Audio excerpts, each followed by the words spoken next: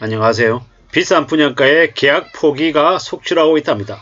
청약 통장도 100만 명이 해지를 했다고 하는데요. 결국에는 이제 앞으로 부동산 청약 시장이 최소 몇 년간은 차갑게 얼어붙는다라고 보면 거의 맞을 것 같습니다. 지금처럼 분위기가 저렇게 싸하게 이제 얼어붙는다라고 하면 그 다음부터는 부동산 관련해서 사람들이 이제 안 받는 거예요. 안 받는다라고 이제 보면 거의 맞습니다. 결국에는 무리하게 이제 분양을 이제 마구 해야 되는 이제 건설사 시행사 답이 없다라는 겁니다. 아파트 청약되면은 로또 축하처럼 엄청 축하를 받았다는데 지금은요, 당첨되고도 분양가가 높아서 계약을 포기하는 경우가 많다라고 합니다. 동대문구에 있는 한 아파트, 지난 10월에 1순위 청약에 100대1 경쟁률이었다라고 하는데 지금은요, 이제 절반 이상이 계약 포기했답니다. 주변에 이제 분양가가 11억 5천, 11억 6천 이러는데 주변 시세는 얼마다? 9억에서 9억 5천. 심한 경우에 8억 후반도 있고요. 그러다 보니까 실제로 주변 시세보다 얼마나 비싸냐? 한 2억가량, 3억가량 비싼 거예요. 왜 비싸게 사냐라는 겁니다. 비싸게 살 이유가 없다라는 겁니다. 근데 그 주변 시세 또한 당장 이제 지금은 8억 후반, 9억 중반 이러지 시간이 좀 더 지나면 어떻게 되겠습니까? 1억, 2억 더 내려가는 건 다반사일 거다라는 겁니다. 결국에는 이 무리한 이제 부동산 이제 분양 시장이 결국 이제 분위기가 달라지더라는 겁니다. 이제 잘 생각해 봐야 됩니다. 앞으로 예전 같지 않을 거다라는 겁니다. 마냥 청약이 이렇게 되기만 하면 3억씩 5억씩 프리미엄으로 돈을 챙길 수 있다. 이런 얘기에 혹 해가지고 넘어간 이들이 되게 많은데요. 실제로 팔아서 내 호주머니에 내 계좌에 돈이 들어와야 그래야 이익이라는 겁니다. 실현되지 않은 이익을 가지고 명목 쌓인 가격을 가지고 신나서 좋아서 수입차 끌고 다니고 해외여행 가고 명품백 사고 하면 어떻게 됩니까? 그냥 호구 되는 겁니다. 호구. 비싼 분양가가 너도 나도 다 받아줄 거다라고 생각하면 오산이다라는 겁니다. 내 뒤에 내 물건을 받아줄 수 있는 호구가 있어야 그래야 이 조작이 이 시장이 유지가 되는 건데 이제는 그런 뒷자리에 있는 사람이 없다라고 보면 맞겠습니다.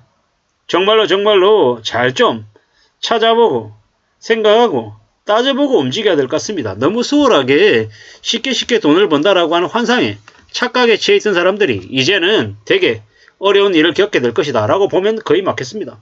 우리가 살아가는 삶이 얼마나 어려운데 내 생각대로 내 뜻대로 착착 흘러가는 게 잘 있으냐라는 겁니다.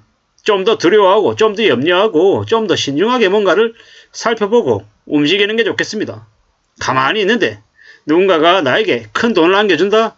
이런 게 어디냐라는 겁니다. 시간을 들여야 되고 공을 들여야 되고 가꾸고 애쓰고 생각지도 못하는 여러 가지 돌발 변수가 있는 것들을 다 하나씩 둘씩 체크해 나가고 따져 나가보고 그렇게 움직여야 뭔가가 될 수 있을지 없을지 좀 되려고 해도 가능성이 좀 높아진다인 겁니다.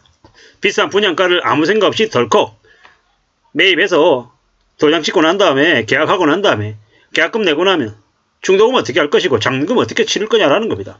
계속해서 부동산 시장에서 착각하는 게 뭐냐면 계약금만 가지면 계약금만 마련해서 넣고 나면 중도금 무이자로 하고 잔금 치를 때 되면 집값이 올라가지고 전세 세입자에게 집값에 준하는 전세금을 물려서 그냥 명의 자기 명의로 하고 또 좀 지나면은 집값이 더 올라서 시세 차익을 보고 돈 번다. 이런 시나리오를 너도 나도 자연스럽게 당연하다는 듯이 얘기를 했습니다. 근데 그게 실행이 될 때도 있겠지만 적용이 될 때도 있겠지만 적용이 안 될 때도 많을 거다라는 겁니다. 마냥 그 시나리오대로 착착착 흘러가지 않을 수도 있다라는 겁니다.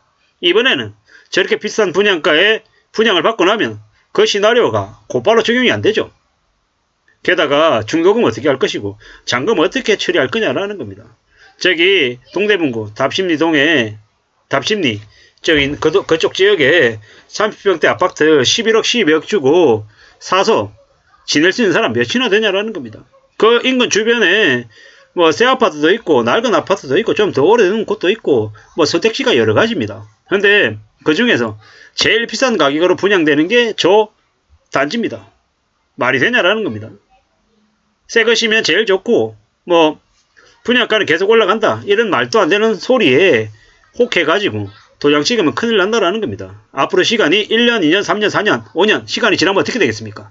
무리하게 연끌해가지고 분양받고 새 아파트 좋아하면서 돈도 없으면서 산 사람들이 대거 어려워진다라고 보면 맞겠습니다. 슬픈 얘기지만 배가 아플 수도 있겠지만 자기 돈이 있고 여윳돈을 가지고 비싸게 분양을 받든 새 아파트를 사든 새 채를 사든 열채를 사든 문제가 안 됩니다. 왜? 자기 자본이 감당할 수 있는데 사는 건 뭐 능력이 되는 사람이 비싸게 사는 건 아무 문제 없다라는 겁니다. 문제는 능력도 안 되는 사람들이 감당도 못 하는데 유지할 수 있는 능력이 안 되는데 무리하게 빚을 내서 산 사람들이 그들이 힘들어진다라는 겁니다.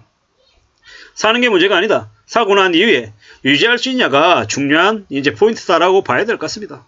앞으로도 분양 가격이 비싸든 싸든 뭐 아무리 좋은 조건을 주든 사람들이 대출을 받을 수 있어야지 살 수 있는 거고, 또 대출을 받아서 원리금을 갚을 수 있는, 감당할 수 있는 능력이 되는 사람만이 살 수 있다라는 겁니다.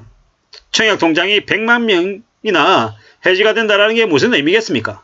청약시장에 사람들이 관심이 없다라는 겁니다. 청약 받아가지고 돈 벌 수 있다라는 기대 자체를 사람들이 안 한다라는 겁니다. 아무리 옆에서 펌프질해서 지금 집값이 싸지고 있으니 앞으로도 집값이 더 올라갈 거니 지금 가격이 가장 싼 가격이니 지금 사라 라고 아무리 꼬드겨도 이제는 안 통하더라는 겁니다. 적어도 지금 시기에는 그렇게 옆에서 꼬드기고 아무리 펌프질을 해도 사람들이 안 넘어가더라는 겁니다. 또한 넘어간다 한들 돈이 없어서 못 산다라는 겁니다. 지금 주변에 역전세 때문에 힘들어하고 전사기 당해가지고 사람들이 고통받고 있고, 또 태양건설 PF 대출이니 어쩌니 이런 분위기도 매우 어수선한 상황에서 누가 비싼 가격에 분양을 받냐라는 겁니다. 지금은 분양 안 받는다라는 겁니다. 분양 받을 사람도 없고 관심도 없고 점점 더 상황이 안 좋아질 거라고 사람들이 보고 있다라는 겁니다. 저러다가 몇 년 지나면, 아니 1년만 지나도 할인 분양이 되고 벌어질 거다라는 걸 너무도 잘 알고 있습니다. 지난 10년 동안 오르기만 했죠. 이제 앞으로는 최소 몇 년간 집값이 조정기에 들어갈 거다라는 걸 너무도 잘 알고 있다라는 겁니다. 보통 사람들도요. 그렇기 때문에 지금은 무리하게 비싼 가격에 집을 살 이유가 없다라고 생각하고, 계약 당첨이 돼도, 청약 당첨이 돼도 계약 포기를 절반 이상이 한다라고 합니다. 절반만 되면 다행이죠. 더 심해질 수도 있다라고 생각합니다. 앞으로 많은 사람들이 부동산 관련해가지고 많이 부정적으로 보고 있습니다. 앞으로 시간이 좀 더 지나야 될 겁니다. 더 두고 보고 더 기다리고 해야 될 것 같다라는 말씀을 드립니다. 너무 소홀하게 쉽고 만만하게 뭔가를 기대하고 바라는 건 안 좋은 모습인 것 같습니다. 좀 더 냉정하게 냉혹하게 우리의 현실을 내다보고 좀 더 기다리고 또 기다릴 줄 아는 그런 모습을 갖춰가야 될 것 같습니다. 그래야지만이 당하지 않을 것 같습니다. 지금은요, 정부가 나서서 국민들을 현혹시키고 있습니다. 1%대 금리에 뭐 5억이다 6억이다 7억이다 뭐 대출해 준다면서요. 뭐 너무 막장이죠. 너무 막장. 언제까지 청년들을 대상으로 해가지고 그렇게 현혹시키고 꼬드겨가지고 비싼 집값을 떠넘기려고만 하는 건지 참 화가 날 뿐입니다. 앞으로도 더욱더 조심하면서 이 경제 자산시장을 내다봐야 될 것 같습니다. 이상입니다.